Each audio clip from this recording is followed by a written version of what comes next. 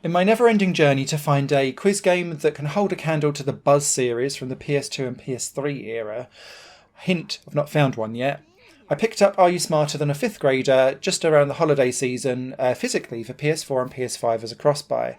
It dropped hugely in price to about 12 quid, and for that price point, I actually think this is a pretty decent quiz game to pick up. There's a lot of window dressing, there's a lot of presentation faff that you have to kind of get through, and you can speed through a lot of it. But if you've got 1 to 8 people playing something locally, this is one of those games that will make you kind of laugh out loud when you get something wrong, or when it throws a curveball and you're like, oh, you've really poshed something up from the left field. And sometimes I was not smarter than a fifth grader at all, and I'm careering to 40 next year, so oh dear me. In Are You Smarter Than a Fifth Grader, annoyingly not translated to Are You Smarter Than a Year 6 student in the UK, if you've never seen the TV show before, and I certainly haven't, you have a 11 question journey, 2 questions per grade for 1, 2, 3, 4 and 5 to answer, and they're picked from a variety of topics, and in the game you get a selection of 4 topics or genres of question. Each time that you're asked something, you pick what's strongest for you, I think, but you'll also have a collection of 5 kids, one chosen for each grade, that will come and support you. And a bit like Who Wants to Be a Millionaire, you've got 3 lifelines. And the main crucial one, really, one's to swap out a question, which I thought was quite cool. But the other one is that you can ask the child to answer the question on your behalf. The other one asks all 5 children what they think the answer is, and you'll kind of go with the consensus. The beauty of this is that the children come with personalities. So some are really strong at, say, English, some are less strong at maths, some might be strong at maths and like natural sciences, but struggle with physics. And you can find out their profile by going into their kind of little sub-menu on the main menu screen and see who's good at what. And to be fair, if you choose a subject that matches their skill, they do a little dance and go, yeah, in the background anyway. So you get a little breadcrumb trail of what's going on. Now, when you're playing this, as you're going up through the grades, obviously the questions in theory get smarter and harder as they go. And then in the 6th grade, you have no children to help you, and you must answer the 11th 6th grader question perfectly in order to complete the game and win the game show. If you play this on the standard mode, one wrong answer knocks you out of the game. But I found it more fun to play it in like the party mode where you could have the 1 to 8 players playing, because if you've got things wrong, you wasn't knocked out of the game, you just continued on and didn't score points. The other good thing I found with playing stuff in multiplayer mode was that it would then switch up some of the different ways how questions were asked. So it would split you off into teams, for example, so that one would answer on behalf of, say, 2s, 3s or 4s, or it would pitch 7 against the leader, or the person in last place got to pick the topic and would win all the points, whereas no one else got the chance to play. So it did try to switch things up on occasion, and for the vast majority they kind of worked and added on a little bit of jeopardy into the game itself.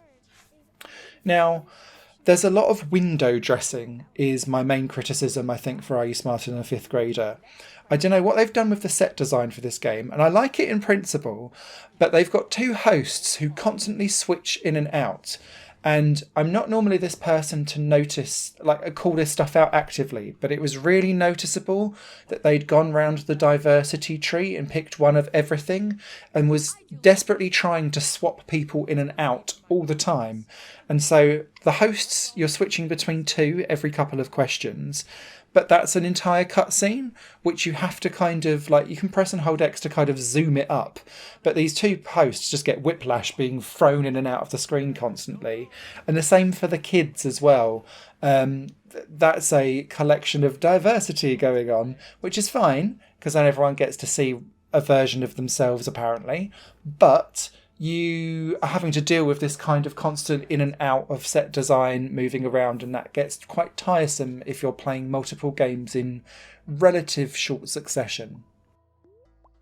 The other thing I found quite interesting about this game is that it's not always just answering multiple choice questions. Now, the most common way how it asks you a question is that you'll get 3 choices to choose from.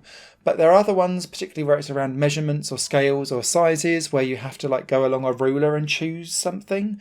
But the one that really threw me off was when it would then place you on a world map and say, which country has the capital blah? And then you'd be like, I know the answer, but I'm not entirely sure exactly where it is on the world map. And because you have to be country exact, I actually found myself losing a couple of games before I got annoyed and was like, nope, let's bring up the world map on Google. I know what the exact answer is.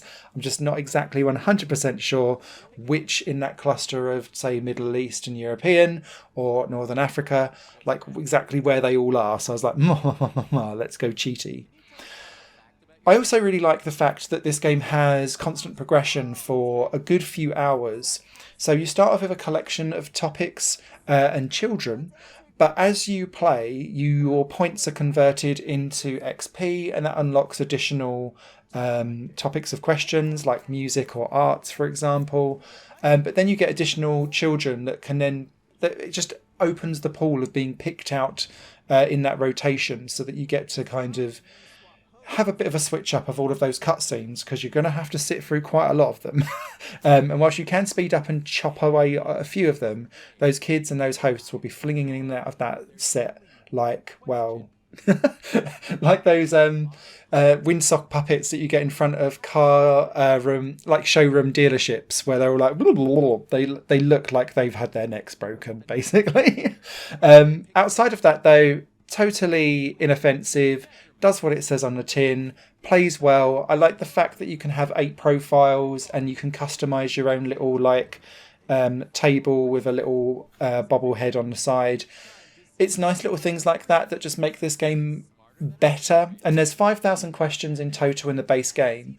You could go into the settings and there's a tick box here to remove the American bias, which I did. American questions still came through, but I imagine nowhere near as Americanized centric as what it could have been beforehand, i.e. like not a million questions on American baseball or football, for example, that maybe the rest of the world, where they're repackaging this game and just pushing it out wider, wouldn't necessarily have that in-depth knowledge or needed weighted amount of questions in a game around those topics. So yeah, interesting. Not like top tier of quiz gaming, but not terrible at all. So I came away pleasantly surprised.